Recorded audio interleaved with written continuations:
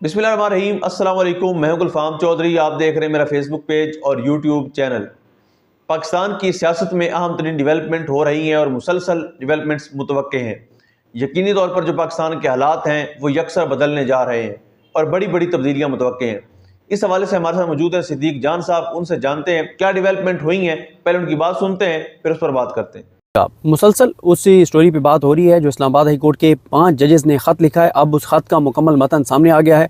उस ख़त का मुकम्मल मतन मैं आपके सामने रखूँगा कि जजेस ने क्या कुछ लिखा है, लेकिन एक बात बड़ी वाज़ेह है कि जजेस ने पूरी साजिश का कच्चा चट्टा खोल के सामने रख दिया है। जजेस ने फैक्ट्स के साथ, फिगर्स के साथ बता दिया है कि जस्टिस सरफराज डोगर जिनको लाया जा रहा है उनको लाने का मकसद क्या है, वजूहात क्या हैं, क्यों उनको लाया जा रहा है। उसका भी उन्होंने एंड में जाके पहले अपनी तमाम जो कानूनी और आइनी नुकात हैं वो सामने रखने के बाद याही अफरीदी साहब को फंसा के रख दिया है। याही अफरीदी साहब को एक उनके गिर्द घेरा तंग कर दिया जस्टिस याही अफरीदी के गिर्द। यानी अब याही अफरीदी साहब को जो है वो हुकूमत के साथ अगर जाना है तो फिर खुल के जाना है, फिर उनको बताना है कि हाँ मैं नून लीग के साथ हूँ। अब वो बात नहीं होगी कि आप इधर भी रहें और उधर भी रहें। तो जस्टिस याही अफरीदी साहब अब 2 कश्तियों के सवार नहीं रह सकते। ये वो फैसला कुन घड़ी हैं जब याही अफरीदी साहब को फैसला करना है कि वो ओपनली बता दें कि मैं अदलिया के साथ नहीं हूँ, मैं अपने लगाने वालों के साथ हूँ, जिन्होंने मुझे सेलेक्ट किया, जिन्होंने मुंतखब किया, जिनका मैं चुना हूँ, मैं उनके साथ हूँ, जिन्होंने मुझे आउटर टर्न जो है मेरी बारी के बगैर मुझे चीफ लगाया है। और उससे पहले मैं एक चीज़ बताऊँ, हमारे दोस्त हैं हुसैन चौधरी ARY न्यूज़ के रिपोर्टर हैं और ट्विटर पर आप उनको देखते होंगे, बहुत एक्टिव हैं।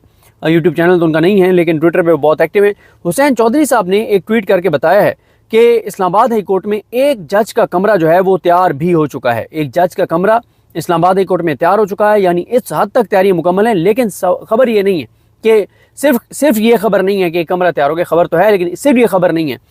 खबर ये है कि जज जब 2 आने तो कमरा क्यों तैयार है, क्योंकि इस हद तक चीज़ें खुल के हो रही हैं और गंदे और नंगे अंदाज से हो रही हैं, ओपनली हो रही हैं कि मतलब इसलिए एक कमरा तैयार हुआ है कि एक जज तो उधर बैठेगा ना आमिर फारूक साहब की अदालत में, क्योंकि आमिर फारूक साहब सुप्रीम कोर्ट चले जाएंगे। आप अंदाज़ा लगा लें इतनी ओपनली चीज़ें हो रही हैं। लेकिन याही अफरीदी साहब हैं कि वो स्टैंड लेना तो दूर की बात है, अभी तक कोई तासुर भी उनकी तरफ से ऐसा नहीं आ रहा कि वो अपने इदारे के साथ खड़े होंगे।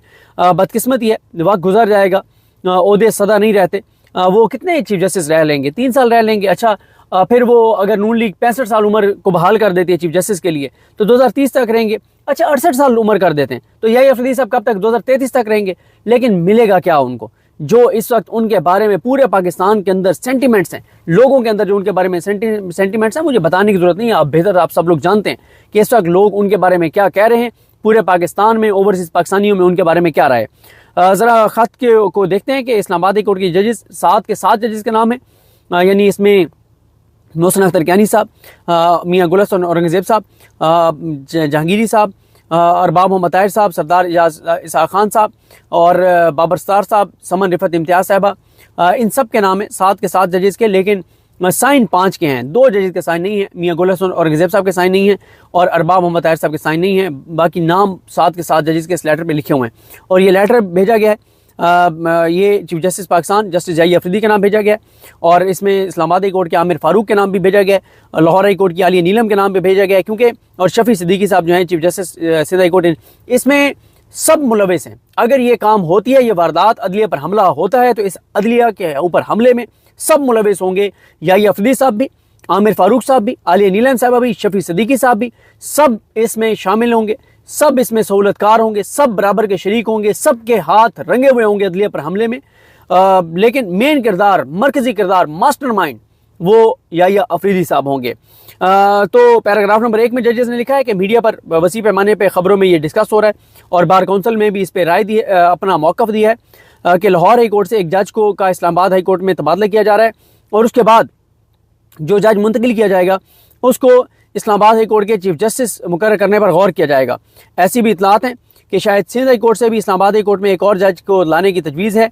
एक हाई कोर्ट से दूसरे हाई कोर्ट में मुंतकली आर्टिकल 200 के तहत होती है और इसमें जो सदर हैं वो किसी भी हाई कोर्ट के एक जज को किसी दूसरी हाई कोर्ट में मुंतकिल कर सकते हैं। लेकिन सदर की तरफ से चीफ जस्टिस पाकिस्तान और दोनों हाई कोर्ट के चीफ जस्टिस से मुशावरत के बाद जो है वो मुंतकली को वो अप्रूव करेंगे, वो उसका मतलब एक इजाज़त देंगे।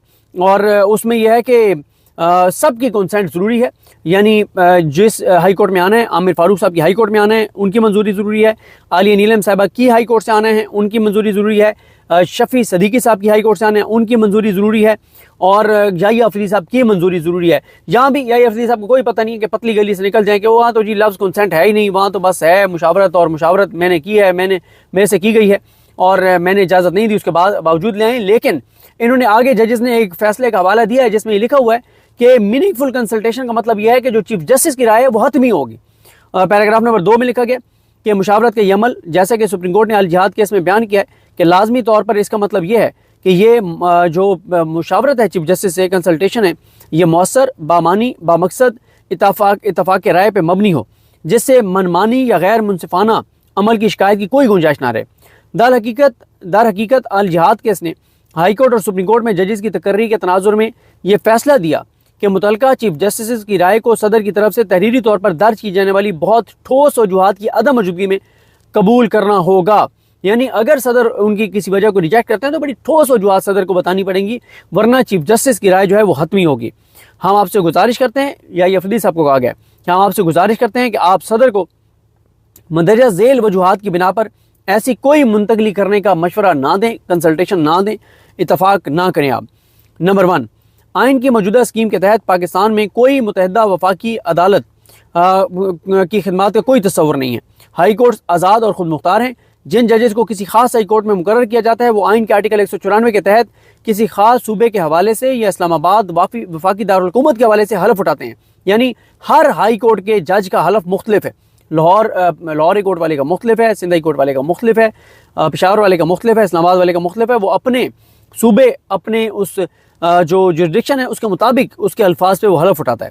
फिर वो कहते हैं कि आइन में 2010 में 18वीं तरमीम की मंजूरी के बाद से और पाकिस्तान में सियासी जमहूरी हुकूमतों के दौर में आइन के आर्टिकल 200 के जरिए हाई कोर्ट्स में मुस्तकिल तकरीरों की कोई मिसाल नहीं मिलती। कोई ऐसी मिसाल नहीं मिलती कि कभी आर्टिकल 200 के तहत जमहूरी दौर में जो है वो कोई तकर्री की गई हो।